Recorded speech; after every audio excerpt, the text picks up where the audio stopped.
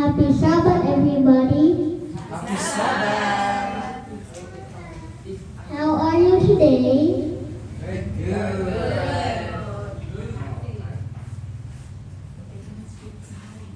Thank you, Nana and Taya, for the beautiful song.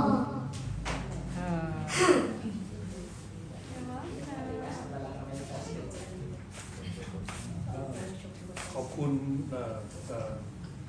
เทย่าแล้วก็ทันอาหารนั้นลาล่านะครับ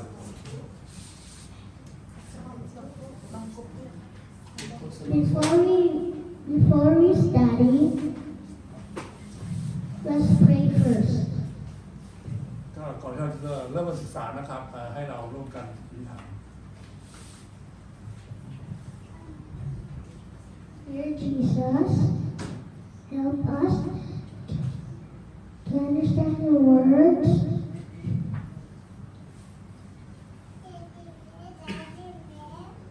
and to live it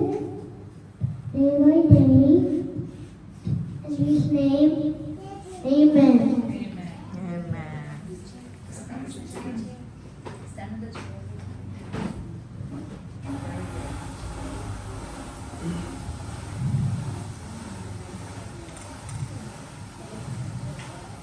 Day by day, nothing to worry about. God, through Moses, had already led the people out of Egypt and through the sea. God loved His children.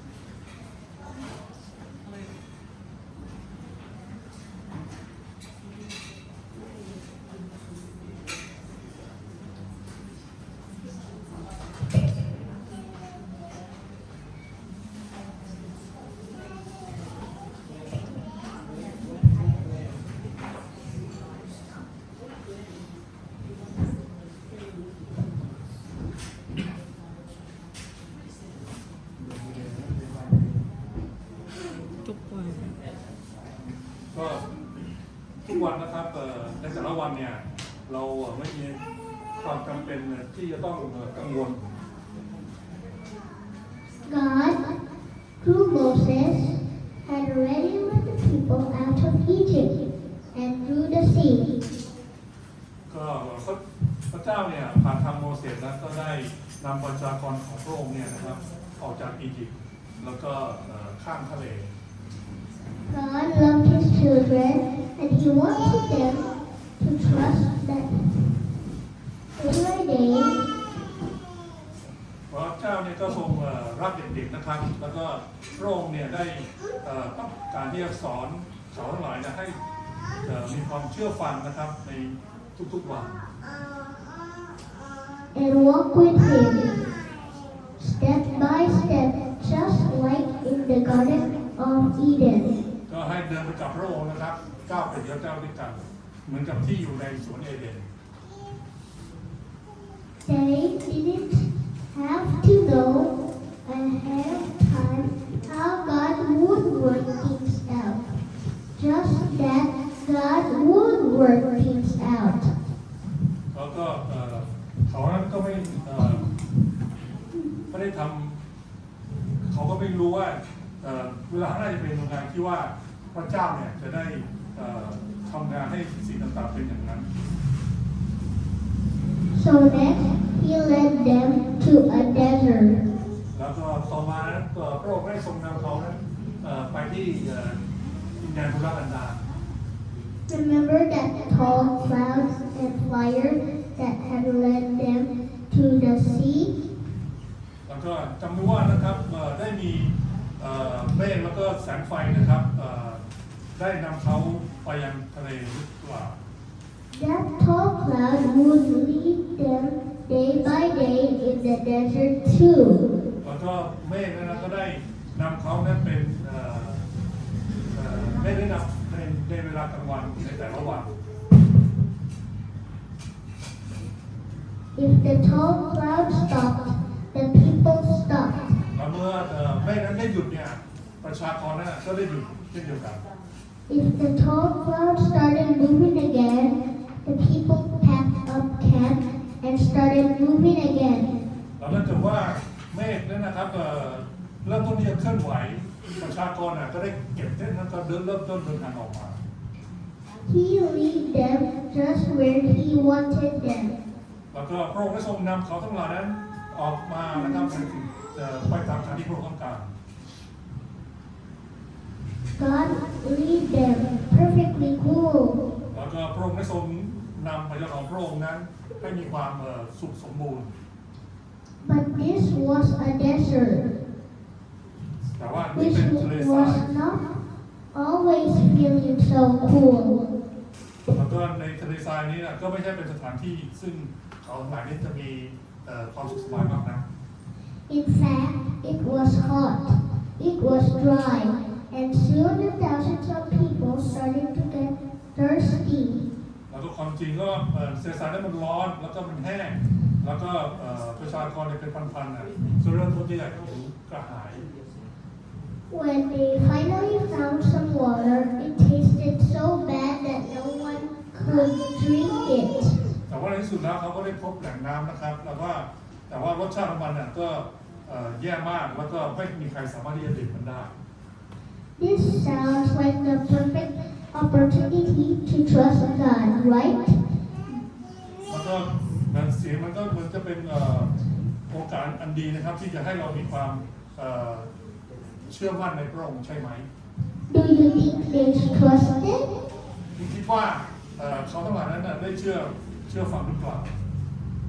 No, sadly they didn't. ไม่เลยก็เขาไม่ได้เชื่อฟังพระองค์ They whined, cried, panicked, and pouted. แล้วก็เขาร้องแล้วก็รู้สึกตื่นตระหนก It had only been 3 days since they walked through the sea. แล้วมันเป็นเพียงแค่เวลาให้3 วันนะครับหลังจากที่เขาได้เดินข้ามทะเล And here they were fussing again. แล้วเขาทั้งหลายนั้นก็อยู่ในช่วงเวลาที่สับสนอีกครั้งหนึ่ง Moses isn't doing a good job. How are we going to get water? แล้วโมเสสก็ไม่ได้ได้ปฏิบัติหน้าที่ที่ดีนักนะครับแล้วก็เขาหลายก็บอกว่าเราจะหาน้ำเนี่ยได้ที่ไหน Moses continued to love and be patient with the fussy people, even though they were saying mean things about him. แต่ว่าโมเสสนั้นก็ยังรักแล้วก็มีความอดทนกับประชากรที่หงุดหงิดนะครับแล้วก็ถึงแม้ว่าเขาจะพูดสิ่งนั้นที่ไม่ดีกับต่างๆที่ไม่ดีกับโมเสส Moses talked to God about the problem for them. แล้วก็โมเสสก็ได้ร้องทูลขอต่อพระเจ้าถึงปัญหาต่างๆของเขาทั้งหลาย And God showed Moses how to make the water taste sweet. แล้วก็โมเสสแล้วเขาก็แล้วพระเจ้าก็ได้แสดงให้โมเสสว่าถึงทำไงให้น้ำเนี่ยมีรสชาติที่ดี By throwing a tree into a water. โดยการที่จะล้มต้นไม้นั้นลงไปในน้ำ Hooray! Sweet water. โอ้นี่อย่างคือน้ำที่มีรสชาติที่ดีและหวาน Now everybody was happy again ตอนนี้ทุกคนก็มีความสุขยินดีอีกครั้งหนึ่ง and continued across the desert, following the tall cloud and fire. แล้วก็เขาก็เริ่มต้นที่จะเดินทางข้ามทะเลทรายโดยผ่านทางเมฆแล้วก็แสงไฟ But it was not very long before the thousands of people started to get hungry. แต่ว่ามันก็ไม่นานนะครับก่อนที่คนทุกท่านก็เริ่มที่จะหิว Another opportunity to trust God, right? แล้วก็เป็นโอกาสอีกครั้งหนึ่งที่เราจะเชื่อมั่นในพระเจ้าใช่ไหม Do you think they did? คุณคิดว่าเขาทำตามแบบนั้นหรือเปล่า No, they didn't. Instead,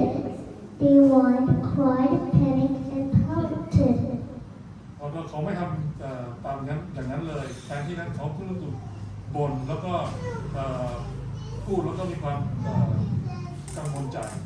Moses is trying to let us die out in the desert. โมเสสกำลังทำให้เราเนี่ย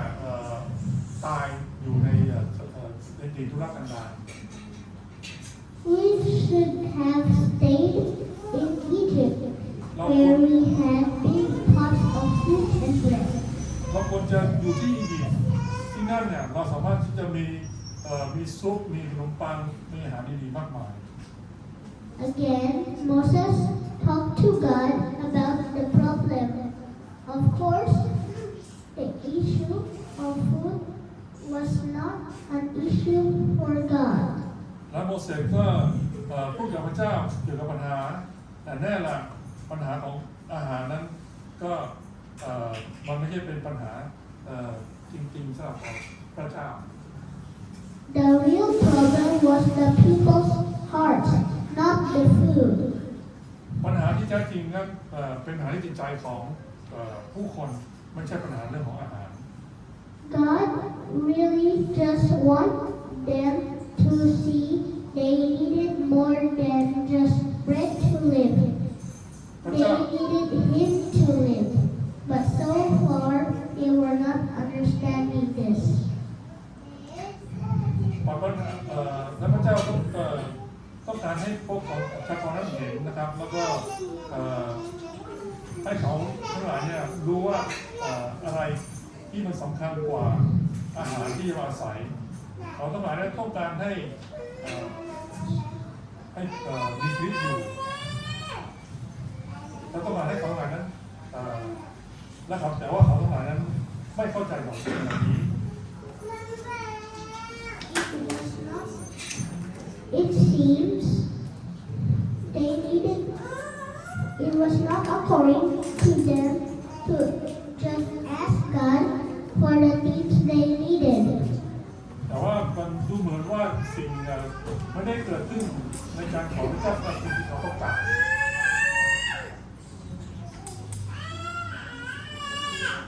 They were just fussing at Moses. เขาทั้งหลายก็เริ่มหงุดหงิดกับโมเสส But God knew they needed food. แต่ว่าพระเจ้ารู้ว่าเขาต้องการอาหาร So He told Moses, I'll make it rain bread from heaven. แล้วเขาทั้งหลายนั้นก็พระองค์นั้นก็ได้บอกโมเสสว่าเราจะส่งฝนที่เป็นขนมปังสำหรับจากสวรรค์ For the people every day. ให้ประชาชนทุกๆวัน Every day they can go out and collect just what they needed. แล้วทุกวันนั้นเขาสามารถที่จะออกไปแล้วก็เก็บรวบรวมตามที่เขาต้องการ For that day and no extra. แล้วก็สำหรับวันนั้นแล้วก็ไม่ให้เก็บมากเกินกว่านั้น Except the day before the Sabbath. ยกเว้นวันก่อนถึงวันสะบาโต That day they could collect 2 days' worth. แล้วในวันนั้นเนี่ยก็จะสามารถที่จะรวบรวมได้จำนวนเป็น2 เท่า That's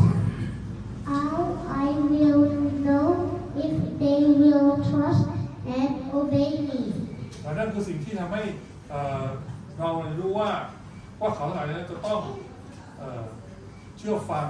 แล้วก็ฟังคำของเรา And bread from heaven was exactly what happened. แล้วก็อาหารที่มาจากสวรรค์นั้นก็ได้ลงมาแล้วก็เป็นเช่นนั้นจริง A white flaky food appeared with the dew every morning. ๆแล้วก็อาหารที่เป็นเหมือนเกล็ดของสีขาวนั้นก็ปรากฏเหมือนกับน้ำค้างในทุกๆเช้า The people named it manna. แล้วประชากรนั้นก็เรียกชื่อมันว่ามานา They would collect just what they needed every day and make bread or pork with it. แล้วก็เขาจะมาประชากรนั้นก็คือรวบรวมสิ่งที่ต้องการเนี่ยทุกๆวัน God had provided again, and He would continue to provide just what the people needed. แล้วก็พระเจ้าก็ได้ จะจะส่งสิ่งเหล่านั้นมาอีกครั้งหนึ่งแล้วก็เขานั้นก็ได้ยังคงจัดหาต่อเนื่องทุกวันตามที่ประชาชนนั้นต้องการในแต่ละวัน day by day by day. ในทุกๆวัน Later, the people got thirsty again. แล้วต่อมาประชากรนั้นก็ได้เริ่มที่จะหิวกระหายอีกครั้งหนึ่ง And cried about not having water. แล้วก็ได้ร้องขอว่าเราไม่มีน้ำอีกแล้ว When they cried about water, God told Moses to hit a rock with his staff. และเมื่อเขาทั้งหลายนั้นร้องเรียกร้องเรื่องของน้ำพระเจ้าก็ได้บอกโมเสสให้ตีเอาไม้เท้าเนี่ยตีไปที่ก้อนหิน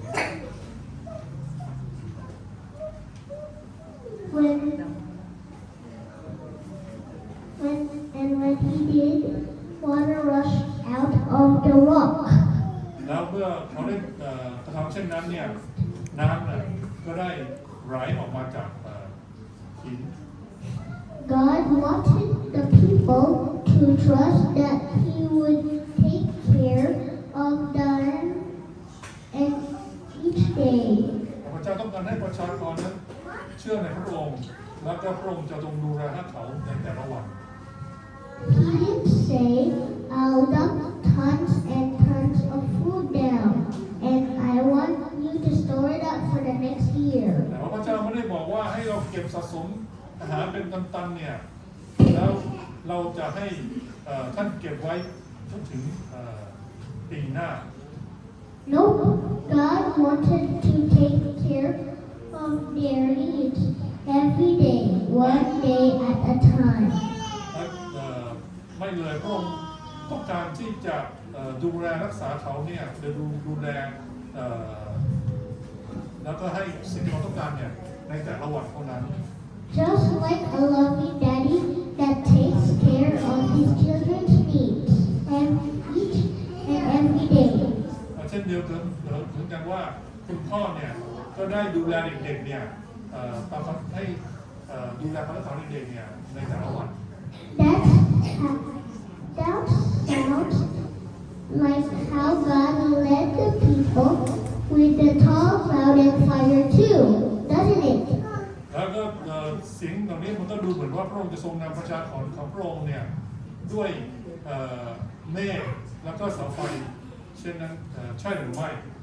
That's because that's how God is. แล้วนั่น He's a loving daddy that takes care and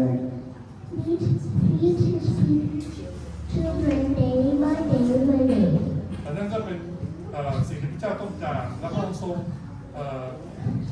รักคุณพ่อซึ่งนำและให้อาหารกับเด็กๆในแต่ละวัน You understand this, don't you? As a child, you know it's not your job to worry about what you're going to eat or drink or where you're going to go or what you're going to do. เหมือนจะให้เด็กๆรู้ว่ามันไม่ใช่งานที่เราต้องมีความกังวลถึงสิ่งซึ่งเราต้องการกินหรือดื่มหรือคุณกำลังจะไปหรือว่าต้องการทำอะไร Your dads and moms take care of that for you. แต่ว่าคุณพ่อและคุณแม่นั้นก็จัดการดูแลสิ่งต่างๆเหล่านั้นให้กับคุณ And you follow your lead. แล้วก็คุณก็ทำตามในสิ่งที่พ่อก็ได้ทรงนำ Pretty special, huh? แล้วก็มีการกอดรัดด้วยอย่างเป็นพิเศษ That the people had many other perfect opportunities to trust God in the desert, but sadly they didn't. ประชากรก็ได้มีโอกาสที่ดีต่างๆมากมายที่จะเชื่อฟังในพระเจ้าตอนที่อยู่ในถิ่นทุรกันดารนั้นแต่น่าเสียดายที่มันไม่ได้เป็นเช่นนั้น When they weren't whining about the water, they were crying about bread. แล้ว เมื่อเขาทั้งหลายนั้นร้องหาน้ำเช่นเดียวกันเขาทั้งหลายก็ร้องทูลขออาหาร When they weren't crying about bread, they were pouting about meat. แล้วเมื่อเขาไม่ได้ร้องอาหารเขาก็ยังร้องถึงเนื้อสัตว์ When these people finally trust God with all their heart, soul, mind, and strength. เมื่อไหรหรือที่ประชากรเนี่ยจะเชื่อฟังพระองค์เนี่ยด้วยสุดจิตสุดใจสุดวิญญาณสุดกำลัง So yes, Moses had to be very loving and long-suffering to help deliver his brothers to the promised land. ใช่เช่นเดียวกันว่าโมเสสนั้นก็พยายามเป็นคนที่มีความรักและก็มีความอดทนในการที่จะให้พี่น้องของเขานั้นได้ไปอีกอย่างดินแดนแห่งพันธสัญญา And it's not like Moses had all the answers to take care of thousands of people in a desert either. แต่มันไม่เหมือนโมเสสที่ว่าในการคำตอบที่จะต้องได้ดูแลคนเป็นพันเนี่ยที่อยู่ในงานธุรกันดารเช่นเดียวกัน Moses had learned and changed a lot. โมเสสก็เชื่อฟังพระเจ้าแล้วก็นำประชาของพระองค์ He was not longer that young fellow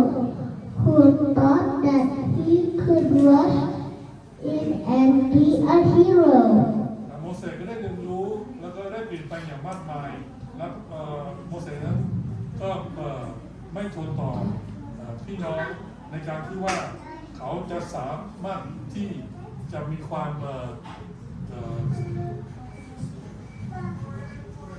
มีความดีแล้วก็ที่จะเป็นฮีโร่ Now he humbly trusted God to help him day by day by day. และเขาพระโมเสสนั้นก็เป็นคนที่เชื่อฟังพระองค์ด้วยความอดทนในการพระองค์ในพระเจ้านั้นได้ทรงช่วยเขานั้นในแต่ละวัน Moses believed Yahweh, the Creator and one true God. โมเสสนั้นได้เชื่อพระเจ้าโฮวาก็เป็นพระผู้สร้างและเป็นพระเจ้าที่แท้จริงองค์เดียว The next time you're tempted to whine, cry, panic, and pout, like when you're thirsty or can't do something what you're good to do, or you're really hot, please don't be a whiny, pouty person like these people were. Trust God. และทุกครั้งเนี่ยที่คุณถูกร่อลวงให้รู้สึกตกใจกังวลแล้วก็กังวลเนี่ยเมื่อเวลาคุณหิวกระหายเนี่ยแล้วก็ไม่สามารถทำในสิ่งที่คุณต้องการเนี่ยจริงๆแล้วคุณเนี่ยก็ไม่ควรจะเป็นเหมือนอย่างประชากรเหมือนกับคนชาติอิสราเอลเหล่านี้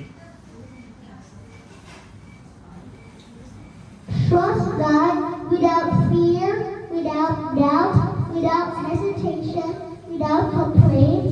and without pouting. แล้วก็ให้เราเชื่อในพระเจ้านะครับโดยปราศจากความกลัวปราศจากความสงสัยแล้วก็ปราศจากการลังเลแล้วก็ปราศจากการพูดบ่น May God bless us all. แล้วก็ขอให้พระเจ้าอวยพรเราทุกคน